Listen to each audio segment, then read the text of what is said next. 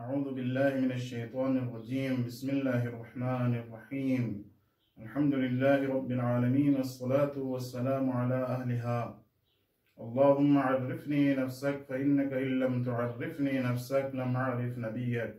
اللهم عرفني رسولك فإنك إن لم تعرفني رسولك لم أعرف حجتك. اللهم عرفني حجتك فإنك إن لم تعرفني حجتك ضللت عن ديني. السلام علیکم ورحمۃ اللہ وبرکاتہ۔ سب سے پہلے آج کے اس پرمسرت بابرکت دن کی مناسبت سے آپ تمام ناظرین کی خدمت میں ولادت باسعادت مہدی موعود یوسف زہرا منجی عالم بشریت قطب عالم امکان حضرت امام زمان عجل اللہ تعالی فرجہ الشریف کی ولادت باسعادت کی مناسبت سے تمام منتظرین حقیقی اور تمام انسانیت اور مراجع عظام اور آپ تمام ناظرین کی خدمت میں ہدیہ تبریک عرض کرتا ہوں۔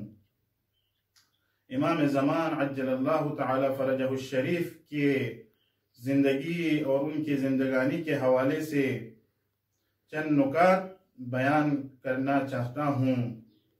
انشاءاللہ آپ تمام ناظرین کو پسند آئیں گے۔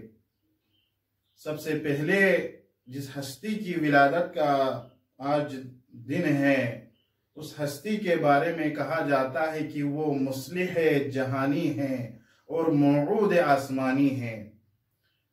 مصلح جہانی سے مراد یہ ہے کہ صرف ایک منطقے کا، صرف ایک محلے کا، صرف ایک گاؤں کا، صرف ایک قریے کی اصلاح کرنے والا نہیں ہے، صرف ایک ملک کا اصلاح کرنے والا نہیں ہے، بلکہ امام زمان اور آج کے اس نومولود کے بارے میں آیا ہے کہ آپ مصلح جہانی ہیں، یعنی کل کائنات میں جب اصلاح کی ضرورت ہو جائے گی، جب یہ دنیا جو ہے دنیا میں ظلم و جور سے جب یہ دنیا بھر جائے گی تو اس وقت یہ اس ہستی کا ظہور ہوگا اور پوری دنیا کو جو ہے عدل و انصاف سے بھر دیں گے۔ تو سب سے پہلے جو خصوصیت ہے اس ہستی کی، اس نومولود کی، وہ یہ ہے کہ مصلح جہانی ہیں۔ پورے کائنات میں آپ حکومت برپا کرے گی، پورے کائنات میں اور پورے جہان میں اور پورے دنیا میں جو ہے آپ عدل و انصاف کا بول بالا کریں گے۔ پورے دنیا میں جب ظلم و جور سے بھر جائے گی، جس طرح سے ظلم و جور سے بھری ہوگی، اسی طرح عدل و انصاف سے آپ اس کائنات کو بھر دیں گے۔ اور اسی طرح موعود آسمانی ہیں، اس لیے کہ آپ کے بارے میں تمام انبیاء اور تمام کتب آسمانی میں وعدہ کیا گیا ہے کہ آخری زمانے میں، ایک آخری زمانے میں خدا کی طرف سے ایک نمائندہ، ایک خلیفہ اور ایک ہستی آئیں گے اور دنیا میں جو ہے پوری دنیا میں جو ہے عدل و انصاف سے بھر دیں گے اس کائنات کو، اس دنیا کو۔ تمام انبیاء نے اپنے اپنے امت کو جو ہے یہ خوشخبری سنا دی ہے کہ آخری زمانے میں ایک ایسی ہستی کا، ایک ایسی ہستی کی ولادت ہوگی اور وہ غیبت میں رہیں گے اور اس کا ظہور ہوگا۔ جب وہ ظہور کریں گے تو دنیا کو عدل و انصاف سے بھر دیں گے۔ دوسرا جو نقطہ ہے آپ کے حوالے سے، جو خصوصیت ہے، وہ منتقم حقیقی ہے۔ مظلومین کا تنہا سہارا، تنہا امید، وہ واحد ہستی ہے کہ جو مظلومین اور مستضعفین کی امید ہے۔ آپ جب دنیا میں ظالم، مستکبر اور استعمار اس دنیا میں جو ہے مستضعفین پر ظلم و جور کریں گے تو ان مستضعفین اور کمزور لوگوں کی تنہا جو ہے امید وہ آپ کی ہستی ہے۔ وہ اس یاد سے، وہ اس امید سے زندگی کر رہے ہیں کہ ایک دن ہمارے مولا، ہمارے آقا، ہمارے رہبر اور ہمارا جو خلیفہ ہے، خدا کا جو نمائندہ ہے، وہ ظہور کریں گے اور دنیا میں جو ہے مستکبرین کو جو ہے ان کا سزا دیں گے، ظالموں کو جو ہے ظالموں سے انتقام لیں گے۔ تو واقعاً آپ منتقم حقیقی ہیں۔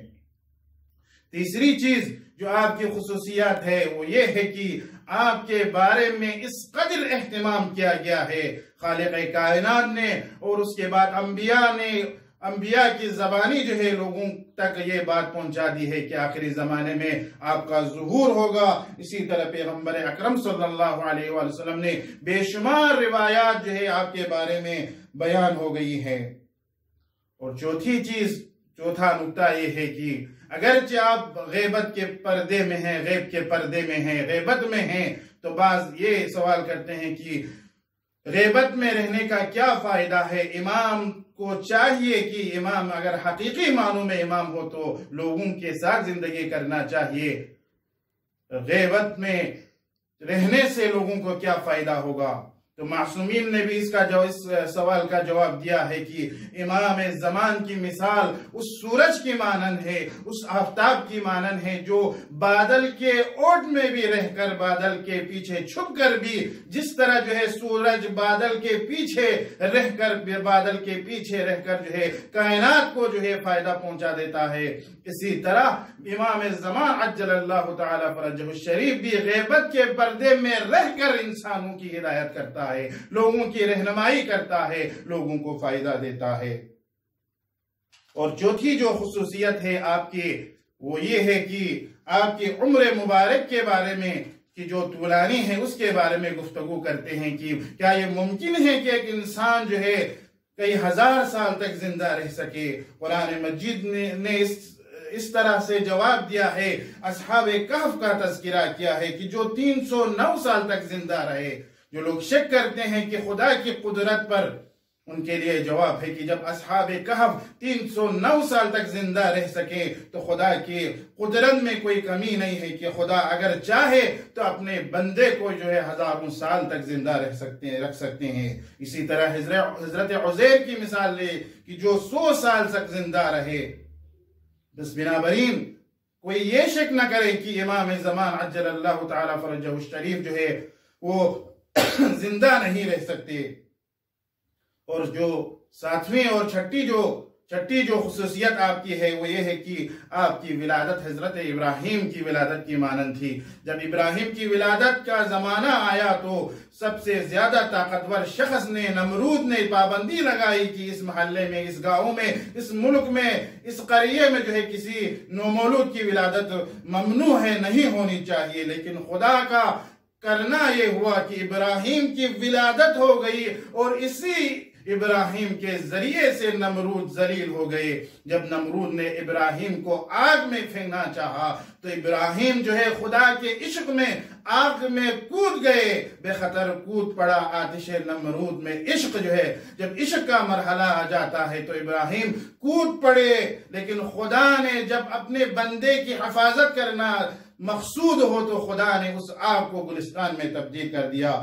آپ کی ولادت بھی ہے کہ آپ کے زمانے میں بھی، امام زمان کی ولادت کے زمانے میں بھی امام حسن عسکری کے گھر پر جو ہے جاسوس موجود تھے، اور یہ پابندی تھی کہ مہدی موعود جو ہے مہدی کی ولادت نہ ہو، لیکن اللہ تعالیٰ کا ارادہ یہ تھا کہ حضرت امام زمان کی ولادت ہو اور آپ کی ولادت ہو گئی اور آپ غیبت کے پردے میں ہیں۔